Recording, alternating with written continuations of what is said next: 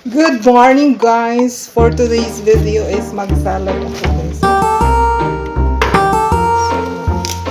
Let's make salad for lunch namin ni boss. Actually, pwede ko siyang lutuin.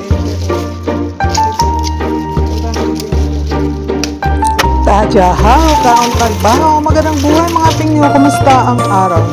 Hello guys! For today's video is magluluto tayo ng sabi ko, hanap is gagawa ko ng salad guys. So, merong pipino at saka kernels. Basta yun guys. So, minsan lang ako nagpipino dito sa Saudi kasi mostly talaga kailangan merong salad. Mahilig sila sa salad doon. Kaya yun lang guys. So, ang bilis-bilis kong magluto kasi naka-time slot. So, asin lang ilalagay ko dyan guys. Tsaka lettuce. Yung lettuce na ganyan at tsaka asin. Yun lang. So, bilis lang nung guys.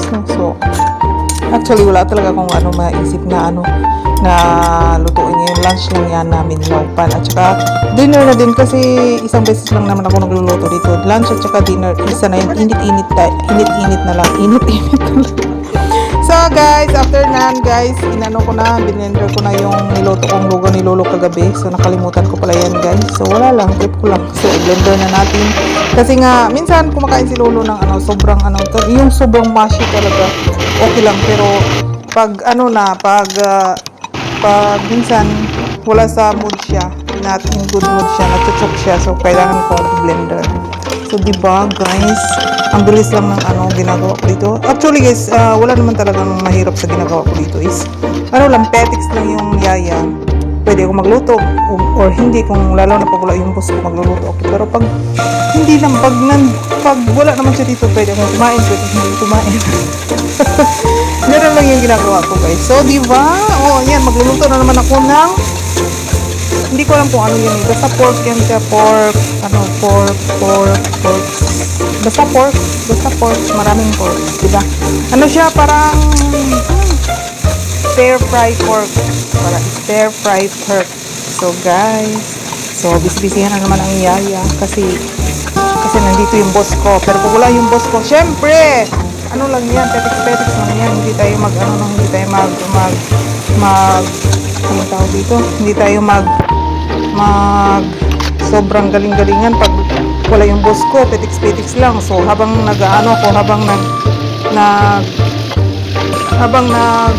nagluluto ako o naglilinis ako ng naghugas ako ng plato, ganyan ba, multitasking yung yaya ba, diba? Ang saya-saya. Ang saya-saya, ang tanging ina, mahal namin siya.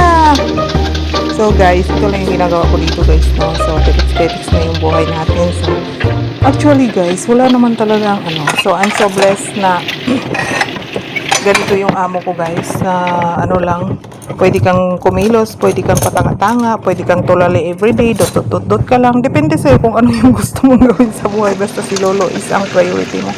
So guys, sinangkotsa ko muna yan guys at kinuha ko yung excess oils para ganyan lang. So guys, matigas pala yung niluto ko, hindi ko kasi tinikman eh.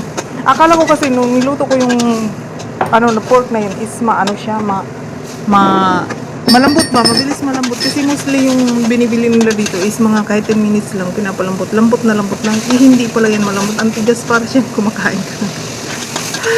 Parang kumakain ka ng wrapper sa lota. Pero nakapag pa rin namin yung boss niya.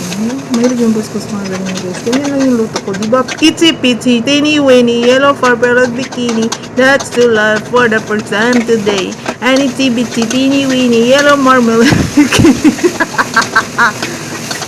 Nalingaw ko sa kong voice over guys kasi tinatamad ako, wala na akong maisip na itatamad sa wala na akong maisip na isasabi ba. Ganito lang talaga ang buhay ng isang caretaker dito sa Taiwan. So ayan na guys, magpapainom na ako ng milk milolo.